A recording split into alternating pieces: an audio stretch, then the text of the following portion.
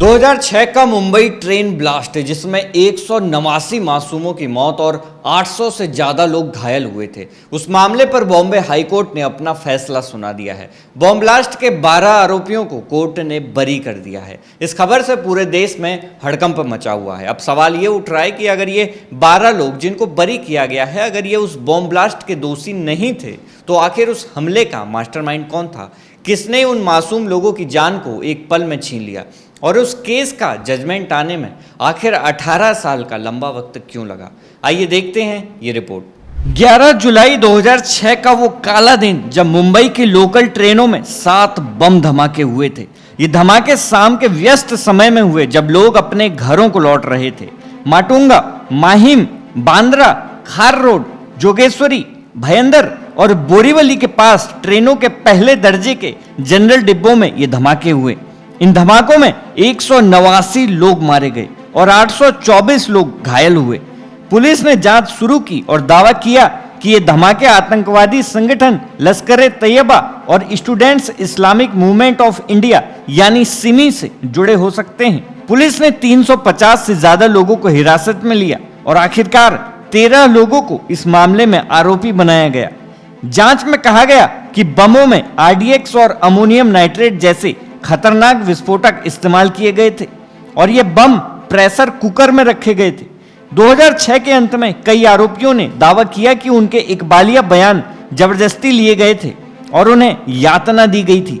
सितंबर 2015 में एक विशेष मकोका अदालत ने इस मामले में फैसला सुनाया। 13 में से एक आरोपी को बरी कर दिया गया, लेकिन बाकी 12 को दोषी ठहराया गया।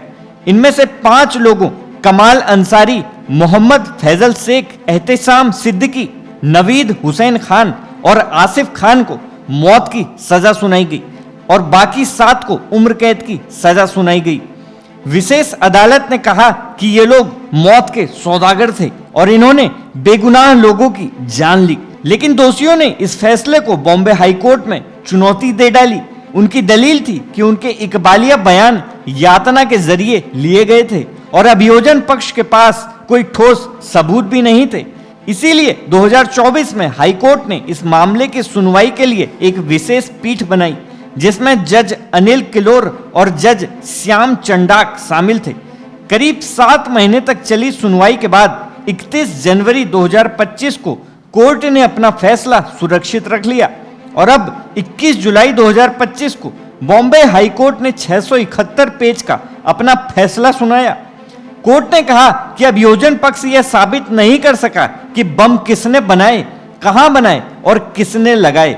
गवाहों के बयान आपस में मेल भी नहीं खाते। शिनाख्त परेड कानूनी प्रक्रिया के तहत नहीं हुई। इकबालिया बयान यानी जो आरोपियों ने कबूल किए थे वे भी जबरदस्ती दिलाए गए थे। कोर्ट ने साफ कहा कि कोई भी पुख्ता सबूत ऐसा नहीं है जो बिल्कुल शक से परे हो और आरोपियों का आरोप साबित कर सके। अब सवाल ये उठता है कि अगर ये 12 लोग निर्दोष हैं जैसा कि कोर्ट का कहना है, तो असली गुनहगार कौन है? दोस्तों, 2006 के उस भयानक दिन की यादें आज भी जिंदा हैं, लेकिन 18 साल बाद जब अदालत कहती है कि कोई दोषी नहीं मिला तो सवाल सिर्फ कानूनी नहीं रह जाता। ऐसी घटनाएं देश की न्याय व्यवस्था के साथ साथ सुरक्षा एजेंसियों की कार्यशैली पर भी कहीं ना कहीं गंभीर सवाल खड़े करती है। और अगर यही हाल रहा तो जो अभी हाल ही में पहलगाम हमला हुआ था उसके जो हत्यारे हैं उनको भी क्या कभी नहीं पकड़ा जाएगा? सरकारों से ये सवाल पूछना मीडिया के साथ साथ आप लोगों की भी जिम्मेदारी है। हम आपसे पूछते हैं, इस फैसले पर आपकी क्या राय है? हमें कमेंट पर जरूर बताइए और ऐसी ही निष्पक्ष और सटीक रिपोर्ट्स के लिए जुड़े रहिए हमारे चैनल सरकारी मंथन के साथ। नमस्कार।